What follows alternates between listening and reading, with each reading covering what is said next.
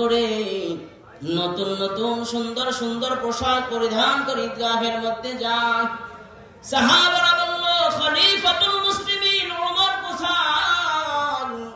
ওমর কেন ঈদগাহের মধ্যে আসে না? হযরতে ওমর বলেন, দরজা লাগায়া কাঁদতেছেন।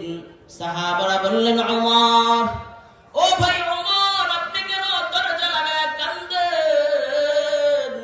হযরতে ওমর বলেন, ঈদ তো তার জন্য খুশির দিন যে বান্দা রমজানের রোজা রাখছে, রমজানের ইবাদত করছে। যে বান্দা রমজানটা তার মালিকের হুকুম মুআফিক কাটাইছে,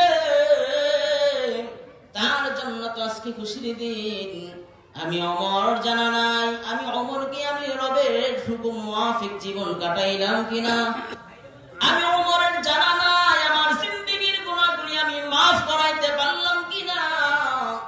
আমি ওমরের জানা নাই, আমি ওমর যদি রমজানে জিন্দেগীর গুনাহ মাফ করাইতে না পারি, তো আমি ওমর ধ্বংস হয়ে যাব।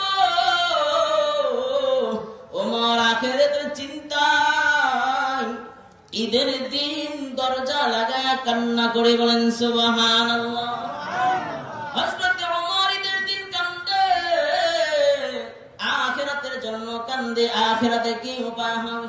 আর আমরা মুসলমান, এমন মুসলমান, হযরতে ওমর জান্নাতের সার্টিফিকেট পাওয়া সাহাবী, হযরতে ওমর জান্নাতের সার্টিফিকেট পাওয়া সাহাবী, এরপর ওমরের এত চিন্তা।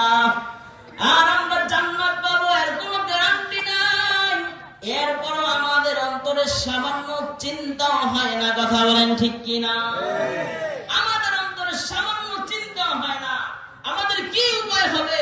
রমজানের রোজা কবুল হইল কি হইল না, রমজানের আমল কবুল হইল কি হইল না, সেটাও আমাদের জানা নাই, এরপর আমাদের চিন্তা নাই। কথা বলেন ঠিক কিনা?